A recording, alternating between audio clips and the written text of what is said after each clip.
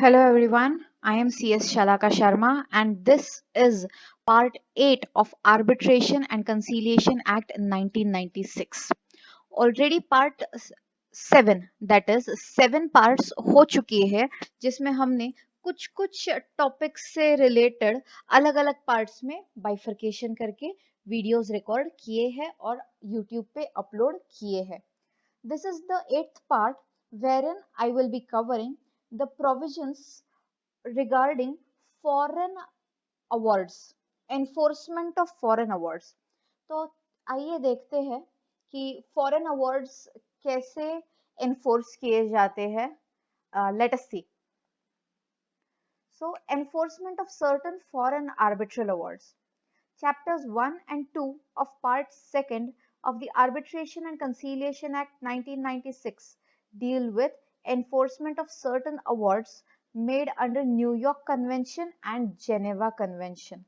तो arbitration act का जो पार्ट सेकंड है वो फॉरेन अवार्ड्स के से रिलेटेड प्रोविजंस उसमें बनाए गए हैं और इसमें कौन से कन्वेंशंस इंक्लूड किए गए हैं. जेनेवा कन्वेंशन कवर किया गया है एंड न्यूयॉर्क कन्वेंशन कवर किया गया है. तो कन्वेंशन मतलब क्या, पहले ये समझते हैं. कन्वेंशन मतलब a meeting of a large number of members who are more on political or some like purpose. Okay ऐसे किसी पर्पस के लिए जब बहुत सारे लोग मिलके कोई मीटिंग करते हैं उसे कन्वेंशन कहा जाता है. तो आर्बिट्रेशन के फॉरेन अवार्ड्स के लिए दो कन्वेंशंस किए गए थे, एक था न्यूयॉर्क कन्वेंशन, दूसरा था Geneva convention. Section 44 and 53 of the Act define the term foreign awards as to mean an arbitral award on differences between persons arising out of legal relationship, whether contractual or not, considered commercial under the law in force in India, made on or after the 11th day of October 1960 in the case of New York Convention and after 28th day of July 1924 in case of Geneva convention. Okay तो ये sections है Indian arbitration act के. इन्होंने क्या define किया है, इन्होंने foreign awards exactly क्या होता है पहले तो उसका डेफिनेशन बताया है.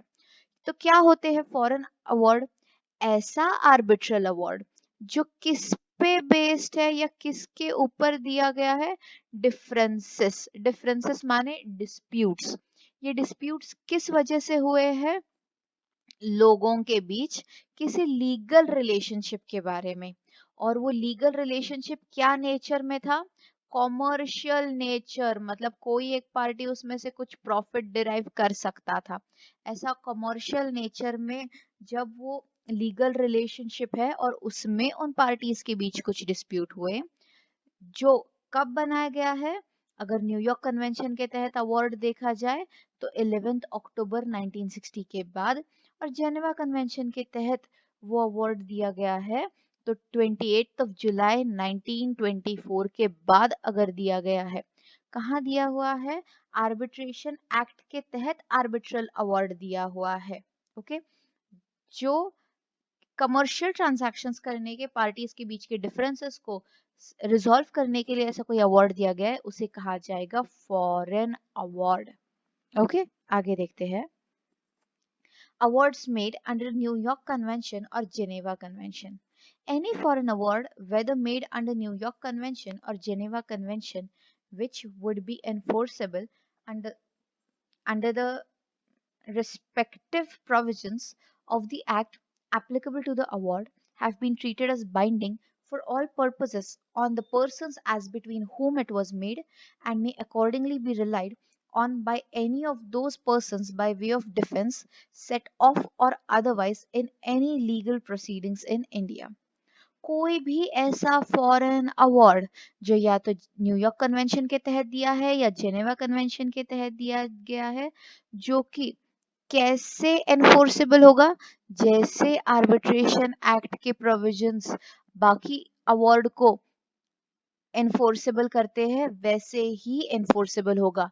प्लस जैसे बाकी के awards final and binding treat किए जाएंगे वैसे ही ये फॉरेन अवार्ड भी फाइनल एंड बाइंडिंग ट्रीट किया जाएगा. आगे देखते हैं. Power of judicial authority to refer parties to arbitration. Section 45 provides that, notwithstanding anything contained in Part 1 or in the Code of Civil Procedure 1908, a judicial authority, when seized of an action in a matter in respect of which the parties have made an agreement referred to in Section 44, shall, at the request of one of the parties or persons claiming through or under him, refer the parties to arbitration unless it finds that the said agreement is null and void, inoperative or incapable of being performed. Let us see क्या है ये लंबा चौड़ा provision है, इसे parts में divide करते हैं और इंटरप्रेट करने की कोशिश करते हैं. Section 45 provides that, notwithstanding anything contained in Part 1 or in the Code of Civil Procedure Code 1908, a judicial authority, when seized of an action in a matter in respect of which the parties have made an agreement referred to in Section 44, shall, at the request of one of the parties or any persons claiming through or under him, refer the parties to the arbitration unless it finds that the said agreement is null and void, inoperative or incapable of being performed. Okay. Section 45 ने किसके ऊपर ये जवाबदारी या ये duty डाला है? Judicial authority के ऊपर. कब है ये ड्यूटी? जब वो खुद कोई एक्शन नहीं ले सकता है. किस से रिलेटेड? किसी डिस्प्यूट से रिलेटेड. किस वजह से? पार्टीज ने एग्रीमेंट एंटर किया है. कौन सा एग्रीमेंट? आर्बिट्रेशन एग्रीमेंट एंटर किया है. ऐसे टाइम पे उसकी किसकी? जुडिशियल अथॉरिटी की एक कंपलसरी ड्यूटी हो जाएगी कि कोई भी पार्टी या कोई भी पर्सन उस पार्टी के बिहाफ पे जब रिक्वेस्ट करता है तब जुडिशियल अथॉरिटी ने उन पार्टीज को कहाँ रेफर करना है? आर्बिट्रेशन को रेफर करना है. रेफर ना करने के दो ही तरीके या दो ही रीजंस हो सकते हैं. एक, एग्रीमेंट वॉइड है, इनऑपरेटिव है या परफॉर्म नहीं हो सकता है. ऐसा अगर कुछ भी एग्रीमेंट में ही गलती होगी तो ही जुडिशियल अथॉरिटी अपने परव्यू में, अपने कंट्रोल में ये मैटर रिजॉल्व करेगा. बट ऐसा अगर नहीं है तो जुडिशियल अथॉरिटी का ये ड्यूटी रहेगा कि पार्टीज ने अगर आर्बिट्रेशन एग्रीमेंट बनाया हुआ है और पार्टीज रिक्वेस्ट करती है तो इस जुडिशियल अथॉरिटी ने पार्टीज को आर्बिट्रेशन को रेफर करना है. When foreign awards binding, foreign award कब बाइंडिंग होता है? Binding that is final. Treat कब किया जा सकता है? Section 46 states that any foreign award which would be enforceable under this chapter shall be treated as binding for all purposes on the persons as between whom it was made, and may accordingly be relied on by any of those persons by way of defense, set off, or otherwise in any legal proceedings in India, and any reference in this chapter to enforcing a foreign award shall be construed as including references to relying on an award. मतलब कोई भी foreign award जो दिया हुआ है वो उस हिसाब से एनफोर्सेबल रहेगा और पार्टीज के ऊपर फाइनल एंड बाइंडिंग माना जाएगा. ठीक है. और वो पार्टीज उस अवार्ड के ऊपर अपने डिफेंस के लिए, सेट ऑफ के लिए या किसी और लीगल प्रोसीडिंग्स के लिए भी क्या कर सकती है? रिलाई कर सकती है. रिलाई कर सकती है मतलब ट्रस्ट कर सकती है, डिपेंड कर सकती है, बिलीव कर सकती है. कोई और लीगल प्रोसीडिंग रहेगा तो वो लीगल प्रोसीडिंग में इस अवार्ड को यूज किया जा सकता है. Next, section 47 that is evidence. Section 47 provides that party applying for the enforcement of a foreign award shall at the time of the application produce before the court original award or copy thereof duly authenticated in the manner required by the law of the country in which it was made, original agreement for arbitration or duly certified copy thereof, and such evidence as may be necessary to prove that the award is a foreign award. अब दो parties है, let's say ए है, B है. Award आया हुआ है ए के favour में। क्या आया है ए के फेवर में? Arbitration award. और ए क्या चाहता है? उसे एनफोर्स कराना, इम्प्लीमेंट कराना। तो ए को जाना पड़ेगा कोर्ट के पास। तो ए खाली हाथ कोर्ट के पास जाए और अप्लाई करे कि ऐसा ऐसा अवार्ड मुझे मिला है, एनफोर्स करा दो, ऐसा तो होगा नहीं। तो अब ए को अपने साथ साथ एविडेंस के तौर पे क्या क्या लेके जाना पड़ेगा? ओरिजिनल अवार्ड लेके जाना पड़ेगा, नहीं होगा तो उसका कॉपी लेके जाना पड़ेगा, वो ड्यूली ऑथेंटिकेटेड मतलब ट्रू कॉपी ऐसा सर्टिफाई किया होना चाहिए, प्लस ओरिजिनल एग्रीमेंट भी लगेगा। कौन सा एग्रीमेंट? आर्बिट्रेशन का एग्रीमेंट। अगर वो नहीं होगा तो उसका ड्यूली सर्टिफाइड कॉपी लगेगा। प्लस इसके अलावा वो अवार्ड फॉरेन अवार्ड दिया हुआ है, इससे रिलेटेड कोई और एविडेंस रहेगा तो वो एविडेंस भी कोर्ट के पास सबमिट करना पड़ेगा, प्रोड्यूस करना पड़ेगा। फिर ये तीनों चीजें देख के कोर्ट क्या करेगा? कोर्ट आए हुए फॉरेन अवार्ड को एनफोर्स करने का फैसला सुनाएगा। Further, Section 47 subsection 2 states that if the award or agreement to be produced under subsection 1 is in a foreign language, party seeking to enforce the award shall produce a translation into English certified as correct by a diplomatic or consular agent of the country to which that party belongs, or certified as correct in such other manner as may be sufficient according to the law in force in India. मतलब sub section second क्या बोलता है?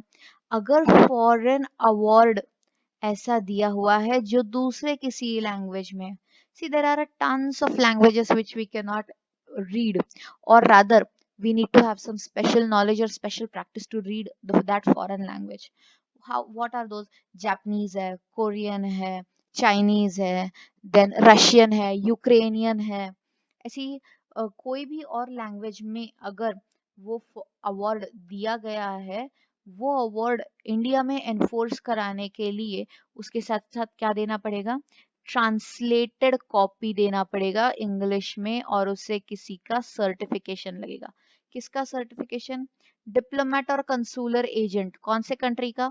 जो party apply कर रहा है वो जिस कंट्री को बिलोंग करता है उस कंट्री के डिप्लोमेट या कंसुलर एजेंट का सर्टिफाइड कॉपी, ट्रांसलेटेड कॉपी। और ये ट्रांसलेशन कौन सा लैंग्वेज में कराना है?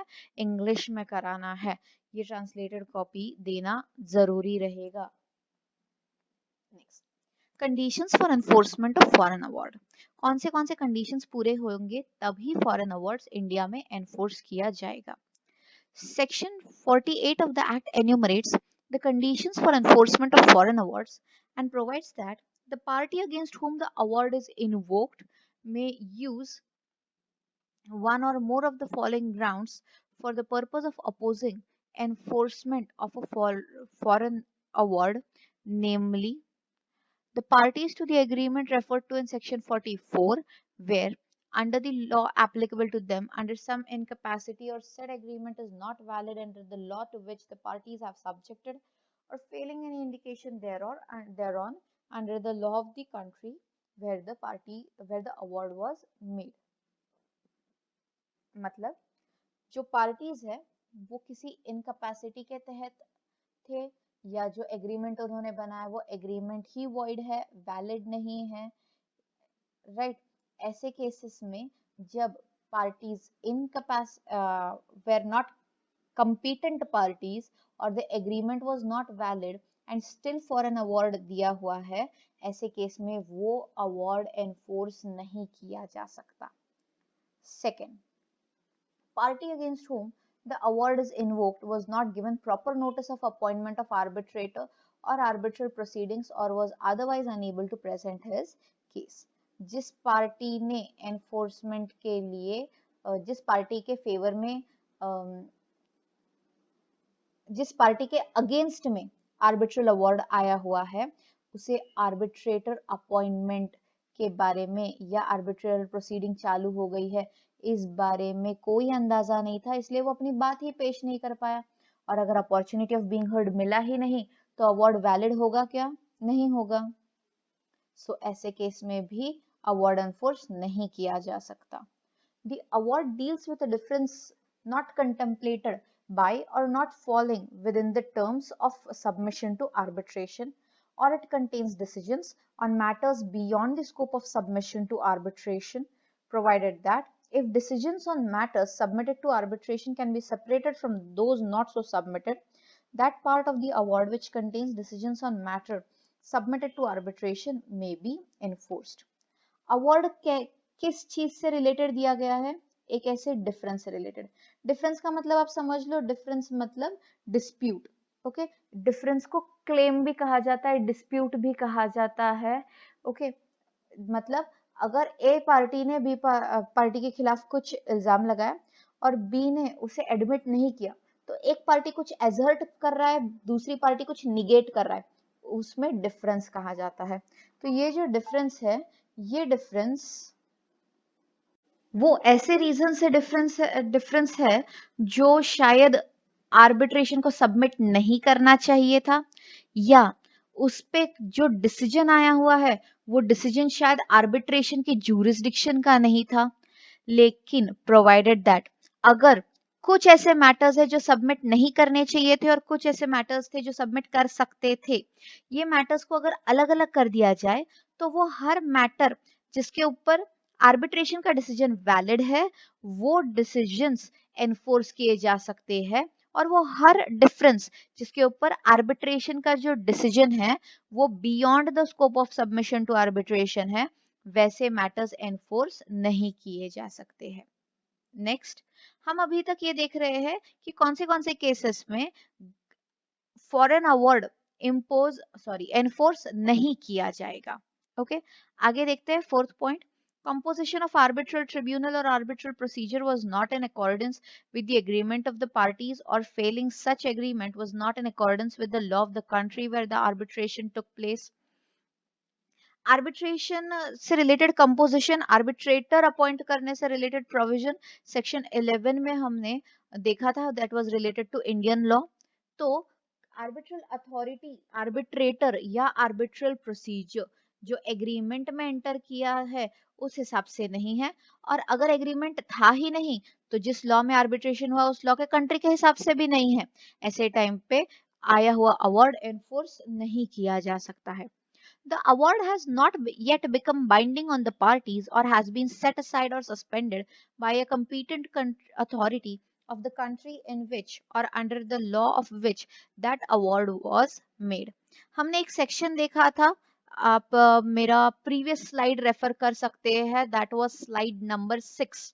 स्लाइड नंबर 6 में आप देख सकते हैं grounds and for which an award can be set asided और सस्पेंडेड बाय द कोर्ट. तो अगर कोई ऐसा अवार्ड है जो एनफोर्सेबल नहीं हुआ है और उसे सेट असाइड किया गया है, वो सेट असाइड किया हुआ अवार्ड भी एनफोर्स नहीं किया जा सकता है. The subject matter of difference is not capable of settlement by arbitration. वो आर्बिट्रेशन में मैटर जाना ही नहीं चाहिए था. कोई ऐसा सीरियस मैटर था जो आर्बिट्रेशन में सॉल्व हो ही नहीं सकता है, फिर भी आर्बिट्रेशन में गए, आर्बिट्रेटर ने डिसीजन भी दे दिया, ऐसे टाइम पे वो अवार्ड एनफोर्सेबल नहीं होगा. The enforcement of the award would be contrary to public policy of India. Indian public policy के हिसाब से अगर वो अवार्ड इलीगल है तो भी वो एनफोर्स नहीं किया जा सकता है. ये कंडीशंस है, ये कंडीशंस में अगर अवार्ड फॉल होता है तो वो अवार्ड एनफोर्स नहीं किया जा सकता है. इसके अलावा अवार्ड एनफोर्स किया जा सकता है. Enforcement of foreign awards. As per section 49, where the court is satisfied that the foreign award is enforceable, award is executable as a decree of the court. जैसे एक सिविल कोर्ट का decree execute किया जाता है वैसे ही foreign award भी enforce किया जाएगा, प्रोवाइडेड सेक्शन 48 के किसी भी ग्राउंड से वो हिट नहीं हो रहा है तो. Next, appealable orders. कौन से ऑर्डर के तहत अपील कर सकते हैं? Section 50 subsection 1 provides that an appeal shall lie from an order refusing to. अगर कोई ऐसा निम्नलिखित नीचे दिया गया और नीचे दिए हुए ग्राउंड पे ऐसा कोई ऑर्डर रिफ्यूज किया जाता है तो अपील किया कर सकते हैं, करना चाहिए, किया ही जा सकता है. Refer the parties to arbitration under section 45, ये हमने कहाँ देखा था? ये हमने यहाँ देखा था। जुडिशियल अथॉरिटी के पास पावर होता है कि वो आर्बिट्रेशन को, वो एग्रीमेंट रहेगा और वो मैटर भी सबमिशन के लिए पॉसिबल है तो वो आर्बिट्रेशन को रेफर करे। सब चीजें ठीक होने के बावजूद अगर सेक्शन 45 के तहत जुडिशियल अथॉरिटी पार्टीज को आर्बिट्रेशन के पास रेफर ही नहीं कर रही है तो पार्टीज अपील फाइल कर सकते हैं। Next, enforce a foreign award under section 48 to the court authorized by law to hear appeals from such order। अगर किसी भी कोर्ट ने फॉरेन अवार्ड एनफोर्स करने के लिए वो सेक्शन 48 के ग्राउंड से हिट नहीं हो रहा है, सब ठीक है, तो भी अगर वो एनफोर्समेंट रिफ्यूज किया है तो भी अपील फाइल किया जा सकता है। इन दोनों sections, that is section number 45 और सेक्शन नंबर 48 के तहत अगर अपील फाइल करना है तो वो हर कोर्ट जिसको एपेलेट अथॉरिटी है वो कोर्ट के पास अपील्स फाइल किए जा सकते हैं। Section 50 subsection 2 prohibits a second appeal from an order passed in appeal। मतलब क्या हुआ है? सेक्शन 50 सबसेक्शन 1 के तहत अगर कोई ऑर्डर रिफ्यूज हुआ है तो पार्टीज अपील फाइल कर सकते हैं। ये हो गया first appeal. First appeal file करने के बाद अब अगर फिर भी पार्टीज का ग्रीवेंस सॉल्व नहीं हुआ है तो वो सेकंड अपील फाइल नहीं कर सकते। मतलब ऑल इन ऑल कितने अपील्स अलाउड है? सिर्फ एक ही अपील टोटल अलाउड रहेगा, एक से ज्यादा अपील अलाउड नहीं है। लेकिन this does not mean that any of the parties to appeal to the Supreme Court is not taken away or taken away by virtue of these provisions।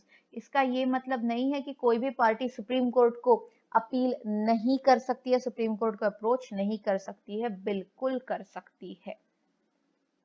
Next, power of judicial authority to refer parties to arbitration। Section 54 provides that notwithstanding anything contained in part 1 of arbitration and conciliation act 1996 or in the code of civil procedure 1908, a judicial authority on being seized of a dispute regarding a contract made between persons to whom section 53 applies and including an arbitration agreement, whether referring to present or future disputes, which is valid under that section and capable of being carried into effect, shall refer the parties on the application of either of them or any persons claiming and through or under him to the decision of the arbitrators, and such reference shall not prejudice the competence of the judicial authority in case the agreement of the arbitration cannot proceed or becomes inoperative। Okay, this is very similar to section number 45। so हमें क्या क्या याद रखना है इसमें से समझने के लिए क्या आसान हो जाएगा? देखो, section 45 provides that a judicial authority on being seized of a dispute regarding a contract made between persons to whom section 53 applies, that is an arbitration agreement which is valid, a valid arbitration agreement, shall refer the parties on application of either of them to the decision of the arbitrators, and such reference shall not prejudice the competence of judicial authority। मतलब क्या है? मतलब section 45 ये बोलता है कि जहां कहीं पे भी एक जुडिशियल अथॉरिटी को लगता है कि पार्टीज के बीच वैलिड आर्बिट्रेशन एग्रीमेंट है, ऐसे टाइम पे वो उस पार्टीज के डिस्प्यूट को रिजॉल्व करने के लिए कहाँ रेफर करेंगे? आर्बिट्रेटर के पास रेफर करेगी। और अगर बाद में पता चल जाता है कि एग्रीमेंट या आर्बिट्रेशन प्रोसीड नहीं हो पा रहा है या इनऑपरेटिव हो गया है, वापस ये मैटर किसके पास आ जाएगा? जुडिशियल अथॉरिटी के पास आ जाएगा। मतलब जस्ट बिकॉज उन्होंने ये आर्बिट्रेटर को रेफर किया है इसका ये मतलब नहीं होता है कि वो दोबारा से उस केस को रेफर स्टडी प्रोसीड नहीं कर सकते हैं। तो हमें इसे कैसे याद रखना है? अगर आर्बिट्रेशन एग्रीमेंट वैलिड है तो जुडिशियल अथॉरिटी के पास पावर है कि पार्टीज को आर्बिट्रेटर के पास प्रोसीड करे, आर्बिट्रेटर्स के पास रेफर करे। बाद में जाके पता चलता है कि आर्बिट्रेशन एग्रीमेंट वैलिड नहीं है, इनऑपरेटिव हो गया है, वापस से जुडिशियल अथॉरिटी के पास मैटर आ जाएगा और वो मैटर प्रोसीड हो सकता है, मैटर प्रोसीड किया जा सकता है। Next, when are foreign awards binding? Section 55 provides that any foreign award which would be enforceable under this chapter shall be treated as binding for all purposes on the persons as between whom it was made, and may accordingly be relied on by any of those persons by way of defense, set off, or otherwise in any legal proceedings in India, and any references in this chapter to enforcing a foreign award shall be construed as including reference to relying on an award। देखो, same provision ना हमने पहले भी एक जगह देखा है, section 46। तो सेक्शन 46 एंड सेक्शन नंबर 55 का प्रोविजन का मीनिंग एकदम सेम है। Foreign award shall be treated as binding on the on the persons as between whom it was made, and be relied by way of defense, set off, or otherwise in any legal proceedings in India। मतलब foreign award क्या है, binding है, मतलब final है, और वो हर व्यक्ति पे क्या किया गया है, फाइनल माना गया है, और हर व्यक्ति जो अवार्ड आया है उस अवार्ड पे रिलाई कर सकती है। अगेन हमने रिलाई का मीनिंग देखा था, ट्रस्ट कर सकती है, उसके ऊपर डिपेंड कर सकती है, किसी भी दूसरे लीगल प्रोसीडिंग्स के लिए इंडिया में वो उस पर ट्रस्ट कर सकती है, डिपेंड कर सकती है। नेक्स्ट सेक्शन देखते हैं, section number 56। Section number 56 is again something that we had seen in section number 47। Okay, let us see। थोड़ा सा ये सेक्शन को क्विकली देखते हैं क्योंकि ये सेम टू सेम सेक्शन है। कोई भी पार्टी जब किसी फॉरेन अवार्ड को एनफोर्स कर रहा है तो उसे क्या क्या बताना पड़ेगा, ओरिजिनल अवार्ड या उसका ऑथेंटिकेटेड कॉपी देना पड़ेगा, एविडेंस ये प्रूफ करने के लिए कि अवार्ड फाइनल हो गया है, और कोई और एविडेंस जो कि बताएगा कि ये फॉरेन अवार्ड है, ऐसा एविडेंस देना जरूरी रहेगा। जहां कहीं पे भी फॉरेन अवार्ड फॉरेन लैंग्वेज में है या कोई भी कॉपी जो दिया हुआ है वो फॉरेन लैंग्वेज में है, उसका एक इंग्लिश में ट्रांसलेशन प्रोड्यूस करना पड़ेगा और उसे भी सर्टिफाइड लगेगा डिप्लोमेट या कंसोलर एजेंट से। कौन सी कंट्री का, जिस कंट्री को वो पार्टी बिलोंग करता है उस कंट्री के डिप्लोमेट या कंसुलर एजेंट से क्या करना पड़ेगा, उसे सर्टिफाइड ट्रांसलेटेड कॉपी लगेगा। और ट्रांसलेशन कौन से लैंग्वेज में होना है, ट्रांसलेशन इंग्लिश में ही होना चाहिए। Conditions for enforcement of foreign award. Subsection 1 of section 57 provides that in order that a foreign award may be enforceable under the act, it shall be necessary that first, the award has been made in pursuance of a submission to arbitration which is valid under the law applicable thereto। मतलब जो matter arbitration के पास submit किया गया था वो matter submission के करने के लिए वैलिड था, जो एग्रीमेंट था पार्टीज के बीच में वो भी वैलिड था। The subject matter of the award is capable of settlement by arbitration under law of India। जिस मैटर के वजह से डिस्प्यूट हुआ है, जो सब्जेक्ट है जिसके ऊपर ए और बी के बीच में डिस्प्यूट हुआ है, वो ऐसा सब्जेक्ट होना चाहिए या वो मैटर ऐसा होना चाहिए जो आर्बिट्रेशन में प्रोसीड किया जा सके। ऐसा कोई मैटर होगा जो बहुत सीरियस होगा और उसके लिए आर्बिट्रेशन नहीं बल्कि किसी कोर्ट के इंटरफियरेंस की जरूरत है, वो अवार्ड अगर भले ही आर्बिट्रेशन से उस मैटर पे अवार्ड आया भी है तो भी वो एनफोर्स नहीं किया जा सकता है। The award has been made by arbitral tribunal provided for in submission to arbitration or constituted in the manner agreed upon by the parties and in conformity with the law governing the arbitration procedure। मतलब जो arbitral tribunal constitute हुआ है वो parties के agreement के हिसाब से ही हुआ है या फिर आर्बिट्रेशन का जो लॉ है वही प्रोसीजर फॉलो करके हुआ है। ये तीन केसेस होंगे अगर तो arbitral award foreign award enforceable होगा. Okay. और दो cases है इसमें. The award has become final in the country in which it has been made, in the sense that it will not be considered as such if it is open to opposition or appeal, or if it is proved that for any proceedings for the purpose of contesting the validity of the award are pending. मतलब award ऐसा होना चाहिए जो उस country में final हो गया है, डिक्लेयर हो चुका है.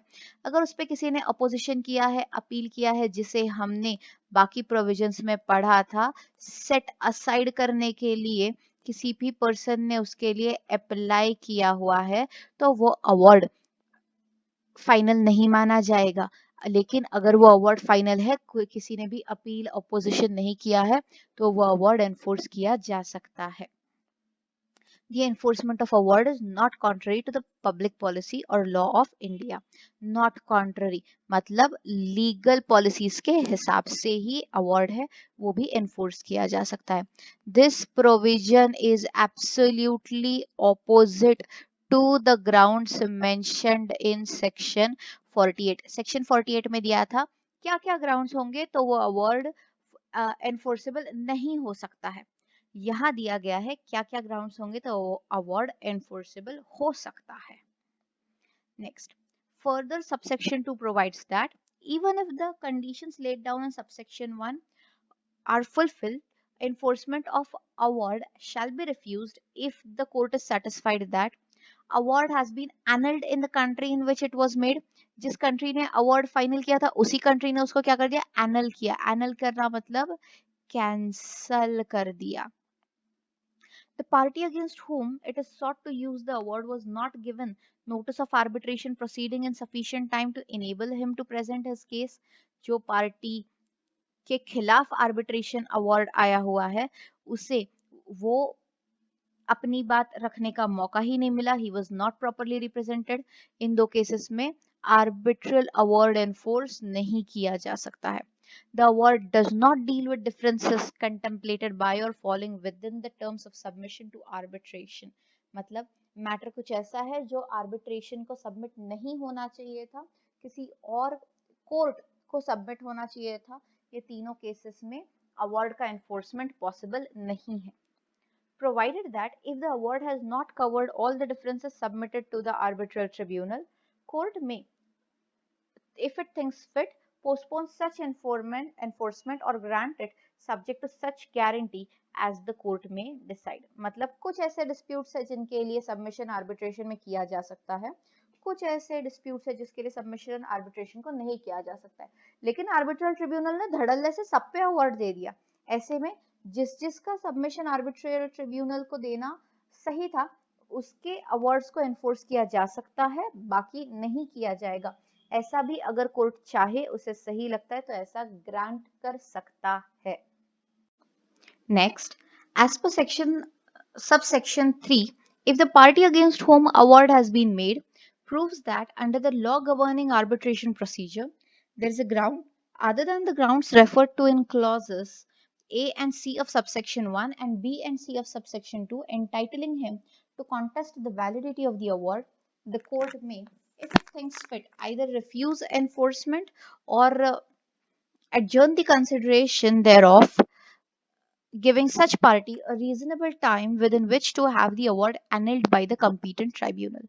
मतलब अगर कोई पार्टी ये प्रूव करता है कि आर्बिट्रेशन प्रोसीजर में ऐसे कुछ रीजंस के वजह से अवार्ड वैलिड है या नहीं, इसके लिए वो चैलेंज कर सकता है.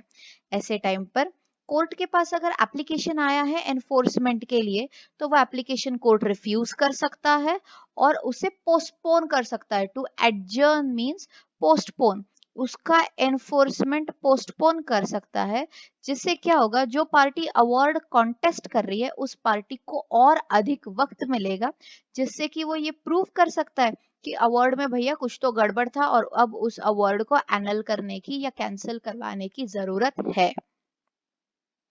Enforcement of foreign awards.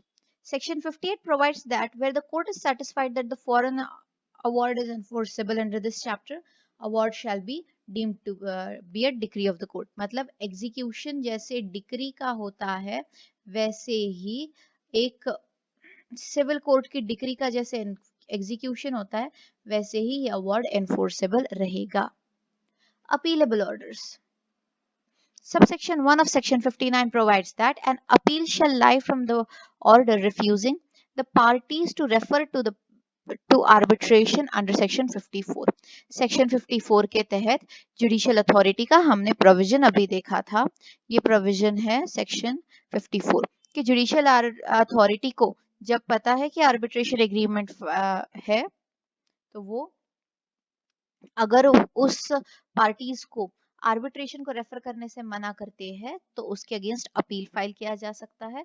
और फॉरेन अवार्ड्स अगर एनफोर्स नहीं किए जा रहे हैं तो भी अपील फाइल किया जा सकता है. नो सेकंड अपील शैल लाई. सेकंड अपील फाइल नहीं किया जा सकता है लेकिन सुप्रीम कोर्ट के पास अपील फाइल किया जा सकता है. Okay, so this was part 8 of Arbitration and Conciliation Act 1996, wherein we had seen how are foreign awards enforced. If you have any questions regarding this part or any previous 7 parts, please feel free to ask. I'll be glad to answer. Thank you.